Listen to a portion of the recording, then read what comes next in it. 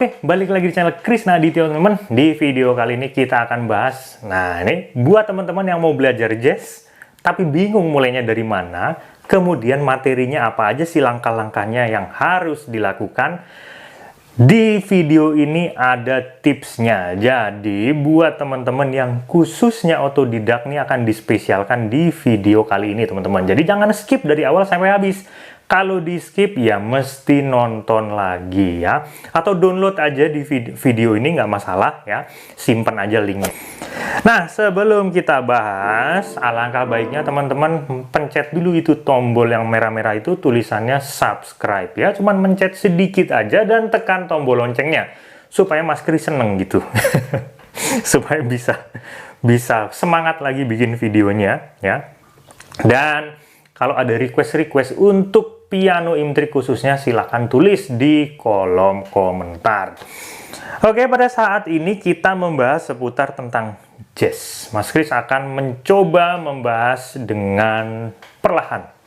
Nah, jazz ini adalah salah satu genre. Ini Mas Kris coba, sebelum kita masuk pembahasan, Mas Kris coba membuka mindset teman-teman seputar tentang jazz ini, supaya teman-teman nggak ada pertanyaan kayak gini, Mas bisa cepet nggak ya belajar jazz? Waduh, Mas Kris paling sebel pertanyaan itu ya. Mas Kris akan jabarin di sini, teman-teman cari sendiri jawabannya. Nah, jazz ini adalah genre seperti rock, seperti klasik, seperti pop dan lain-lain. Seperti pada musik umumnya, jazz ini bisa dimainkan bebas, kombinasi bebas, gitu ya. Dan artinya misalnya nih, musik Jawa bisa di aransemen jadi jazz bisa. Musik Latin jadi jazz pasti bisa. Kemudian musik rock jadi jazz bisa. Lagu pop jadi jazz juga bisa. Dan ada memang bener-bener lagu yang pure jazz gitu ya. Kemudian musik jazz ini ada satu sisi ya, di mana kita memberikan rasa. Semuanya memang genre musik itu pakai rasa ya. Tapi di jazz ini ada di satu momen teman-teman seperti melepas hasrat gitu, pokoknya mendapatkan kenikmatan dari mengimprove salah satu dari lagu-lagu jazz ini. Biasanya orang nyebutnya sebagai demo session. Kadang teman-teman kalau ngelihat pemain jazz, kita main lagunya, temanya udah 1, 2, nanti pasti ada demo session, dimulai dari keyboard dulu, bass dulu, gitar dulu, ntar muter gitu, ngimprove sendiri-sendiri. Dan itu memang mereka improvising sesuai dengan inspirasi mereka sendiri, sesuai dengan kreativitas mereka sendiri, dan apapun yang mereka pelajari selama ini gitu ya. Ada kayak begituannya. Jadi ada beberapa kriteria yang teman-teman harus lolos dulu sebelum masuk ke pembelajaran jazz. Ini mohon maaf ya, Mas Kris ngomong seperti ini karena memang adanya seperti itu ya. Ini versinya Mas Kris, dan ini Mas Kris juga tanya-tanya ke yang lain juga, menjawabnya sebagian besar sama ya. Jadi ya tiap-tiap orang ada pendapatnya masing-masing, tapi ada juga yang sama, dan Mas Kris akan sampaikan ke teman-teman. Yang poin yang paling penting, yang paling pertama adalah teman-teman harus memahami dulu tentang posisi nada, tentang warna nada, bunyinya, mengenal bunyinya, C itu seperti apa, do, re, mi, fa, sol, la, si, do. Ketika Mas Kris bilang kayak gini, misalnya latihan, do, re, mi, fa, sol, la, si, do. Nah, ini bunyi apa? Minimal teman-teman tahu, oh ini adalah nada G, gitu ya. Kalau teman-teman tahu itu, kemudian teman-teman memahami seputar tentang chord, minimal chord standar, dimulai dari C, D, D mayor, D minor, G, E minor, F, dan seterusnya. Yang simpel-simpel aja nggak apa-apa, itu sudah mencukupi sekali. Nah, setelah sudah sampai di titik yang poin yang pertama ini, teman-teman masuk ke poin yang kedua. Apa aja sih yang perlu dipelajari? Chord dulu. Pelajari dulu sistematis chord, sistematik chord. C mayor 7 seperti apa? Ya, kemudian C7 seperti apa, C9 seperti apa, 11, 13. Kemudian C mayor 9 seperti apa, kemudian C13 min 9.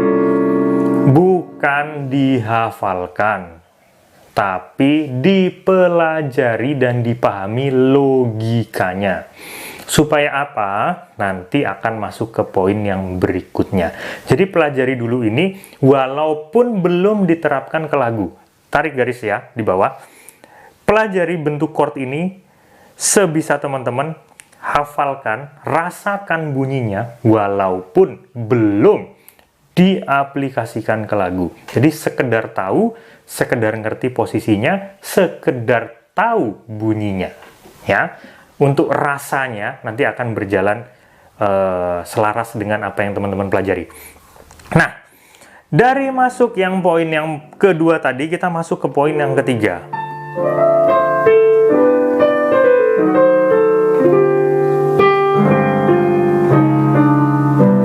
Poin yang ketiga ini adalah mempelajari lagu. Lagu apa yang dipelajari? Nanti kita bahas. Nah, untuk masuk ke poin yang ketiga, mempelajari lagu, artinya teman-teman harus sudah lolos dulu yang poin yang pertama, bener kan? Kemudian, untuk mempelajari lagu jazz, biasanya chord-chord jazz itu memiliki chord-chord tambahan, chord-chord kombinasi. Nah, itulah kenapa teman-teman pelajari dulu poin yang kedua. Supaya saat ngulik lagu, saat nanti teman-teman nyari di Google, membaca chordnya, biasanya jazz itu cuma nanti ditulis not baloknya atau not angkanya, dan di atasnya itu cuma ditulisin GM7 min 9, misalnya kayak gitu. G mayor 7 atau G minor 7 plus 9 min 5, misal kayak gitu. Kalau teman-teman nggak tahu, nah puyeng. Itulah kenapa teman-teman pelajari dulu poin yang kedua tadi seputar tentang systematic chord, sorry. Nah, gitu ya. Jadi ini berurutan, berjalan berurutan dan sistematis supaya teman-teman bisa memahami ke belakangnya. Nah, lagu-lagunya itu apa aja sih? Lagu-lagu yang dipelajari harus lagu standar jazz, wajib. Jadi, nanti Mas Kris jelasin kenapa. Jadi, jangan belajar lagu pop yang dijazzin sendiri. Paham? Jangan belajar lagu pop yang dijazzin sendiri. Penjelasannya seperti ini. Lumayan memakan energi menjelaskan begini doang. Nah, kenapa begitu? Karena gini, lagu-lagu yang teman-teman pelajari, teman-teman kan belajarnya jazz ya. Nah, kalau mau belajar jazz itu harus nyelam dari intinya. Bener-bener lagu jazz yang dipelajari, kemudian teman-teman harus merasakan feel-nya ya dengan cara mendengarkan, sering-sering mendengarkan lagu jazz. Kemudian teman-teman nantinya akan terbiasa kupingnya dengan chord-chord miring itu. Itulah kenapa teman-teman harus belajarnya dari lagu jazz standar. Karena lagu jazz standar ini diciptakan memang untuk dipelajari para pemula untuk belajar jazz, gitu teman-teman. Ya, dan itu otomatis chordnya di situ sudah tertulis, itu udah ada chord tambahannya, udah otomatis. Teman-teman tinggal cari melodinya, dengerin lagunya, iramanya seperti apa, terapkan chordnya. Sudah ada di situ semua, di real book namanya, real book. Lagu-lagunya banyak, ada 400-an, dan lagu-lagu itu adalah lagu-lagu yang dipakai para pemain jazz dunia ya untuk manggung kemana-mana. Misal ya, pemain jazz Indonesia, selain dia memainkan lagu Indonesia yang bisa dijazzin, tapi orang luar negeri yang suka jazz nggak ngerti lagu itu. Tapi kalau teman-teman memainkan banyak lagu dari lagu-lagu jazz standar ini, misalnya ngantongin sekitar 100 sampai 200 lagu deh dari lagu jazz ini, nanti ya pelan-pelan gitu ya, main di Prancis, Orang-orang juga ngerti lagu jazznya kayak gitu, main di negara mana lagi, kalau ada klub jazznya, pasti tahu lagu itu. Kemudian main di negara mana lagi, pasti tahu lagu itu. Nah, itulah yang modal ini yang dipakai para jazzer. Jazzer adalah para pemain jazz. Biasanya nyebutnya kayak gitu untuk main di mana-mana. Sebagai modal dia gitu ya, bank lagunya. Nah, untuk mencapai ke sana, makanya ikuti pelajari lagu-lagu jazz tersebut.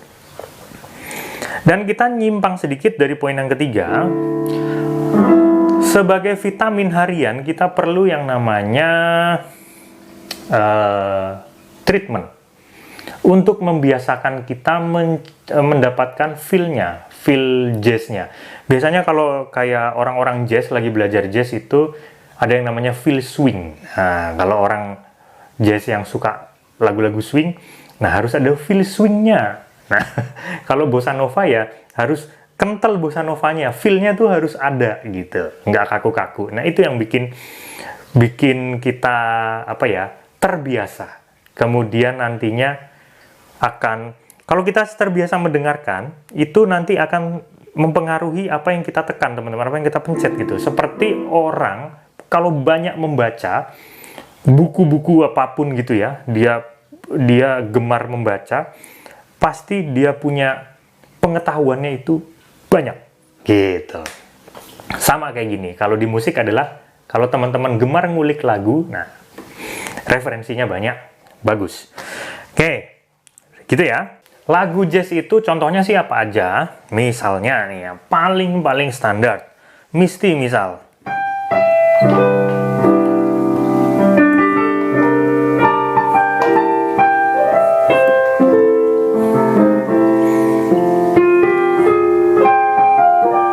Nah, misal seperti itu. Atau lagunya paling standar adalah Fly Me to the Moon atau Autumn Leaf kayak gitu ya. Atau misalnya kayak lagu-lagu ini nih.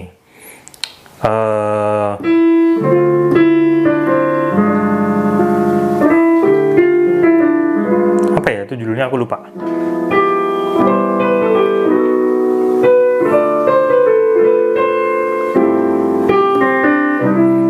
Lagu-lagu begini itu otomatis chordnya udah ada chord-chord tambahan di situ. Teman-teman nggak perlu nyari lagi, itu udah ditulis tuh.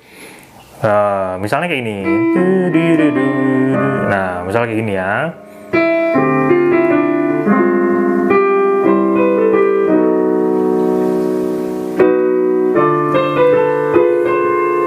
Nah, kayak gini. Chord-chord begini.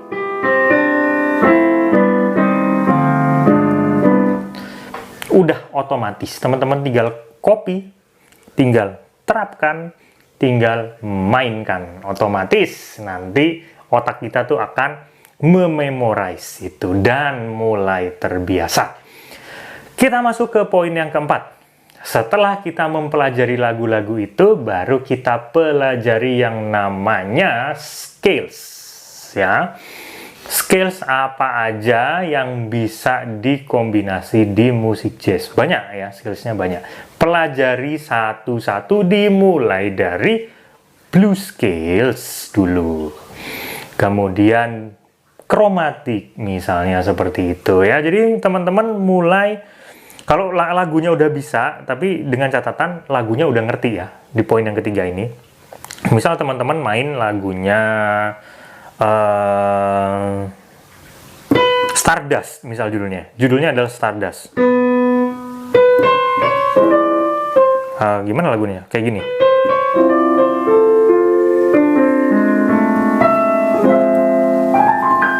Nah, ada sedikit-sedikit sentuhan-sentuhan skills di situ. Contoh lagi.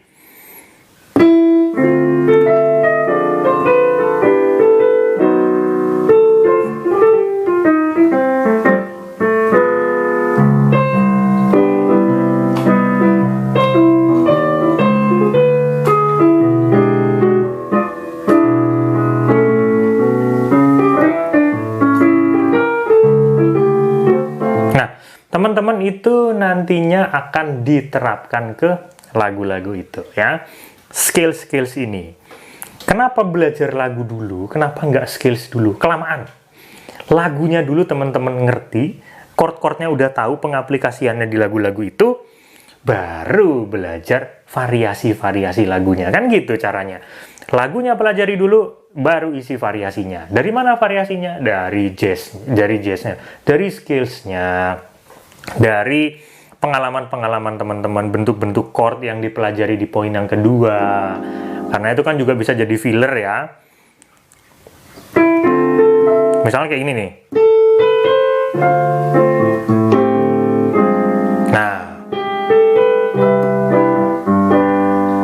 Nah, ini chord-chord seperti itu bisa juga dijadikan sebagai filler. Itulah kenapa mempelajarinya sistematis. Ya, dari chord dulu, baru nanti masuk ke skills. Karena skills itu memerlukan jam terbang yang cukup banyak. Nah, teman-teman di poin yang keempat nih nanti akan lama. Ya, sembari gonta-ganti lagu, sembari menerapkan skillsnya itu. Gitu ya. Setelah masuk ke poin yang keempat, carilah grup-grup, pelajarilah dari teman-teman semua yang lain, dan cobalah untuk berkolaborasi dengan yang senior-senior, supaya nanti dikasih tahu, nih loh TikToknya begini, arahnya begini, kemudian ininya nanti begini, gitu ya. Setelah masuk di situ, kemudian teman-teman sampai di titik belajar berbagai macam genre yang nantinya bisa di-jazzkan. Latin misalnya, atau belajar lagu-lagu Timur Tengah bisa aja di-jazzin. Sampai di titik itu. Ketika sudah sampai di titik itu, terserah teman-teman mau belajarnya dari mana-mana aja boleh, gitu ya. Pengalaman itu teman-teman harus raih dalam jangka waktu yang cukup lama.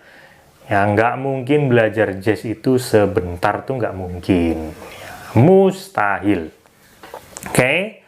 Dan pembelajaran ini di samping rutinitas teman-teman yang wajib dilakukan. Contohnya fingering. Itu ya otomatis pelajari terus. Kemudian solfeggio itu ya otomatis teman-teman akan main terus, akan latihan terus, seperti itu. Jadi latihan-latihan dasar seperti itu tidak boleh hilang. Ya, ditambah dengan beberapa poin tadi untuk teman-teman ngerti arahnya kemana, kemudian tidak stuck gitu dan salah jalan untuk belajar jazz. Kalau memang butuh waktu yang intens, ya carilah mentor untuk nanti arahnya begini yang bisa benerin. Nah, untungnya kalau ada mentor kan itu. Salahnya di sini benerinnya begini. Kemudian ada yang ngasih tahu, nih baiknya seperti ini, posisinya yang bener begini. Coba chordnya ditambahin chord yang begini. Nah, that's why banyak yang butuh mentor untuk mempelajari genre-genre seperti jazz atau genre-genre lain gitu ya. Nah, kurang lebih seperti itu. Semoga teman-teman terbuka pikirannya dan mencoba untuk mempelajari lagu-lagu jazz ya. Catatannya Mas Kris adalah buat teman-teman, jangan pernah belajar jazz dari lagu pop yang di-jazzin. Ngerti? Ya, belajar lagu jazz dari lagu yang bener-bener jazz. Ya, dari real book itu. Supaya belajar dari intinya. Ya, belajar dulu dari lagu-lagu jazz supaya yang masuk itu sampai otaknya kita kenyang dalam mendengarkan lagu jazz gitu ya. Jadi irama-irama yang masuk, chord-chord yang masuk, semuanya tuh ngumpul di otak dan itu jazz semua. Jangan lagu-lagu pop terus teman-teman jazzin sendiri, kemudian ini itu nanti dulu. Kalau sampai teman-teman sudah di titik lagu-lagu bank lagu jazznya teman-teman udah banyak, sekitar ya 50-an, 30 sampai 50-an, bolehlah nyoba-nyoba lagu pop di jazzin. Tapi kalau teman-teman masih lagunya baru 5, baru 6, ya jangan dulu, masih jauh itu ya, gitu. Kita ketemu di kesempatan berikutnya. Jangan lupa subscribe. Yuk kita ketemu di materi apa nanti teman-teman bisa request di bawah ya. Salam harmonis.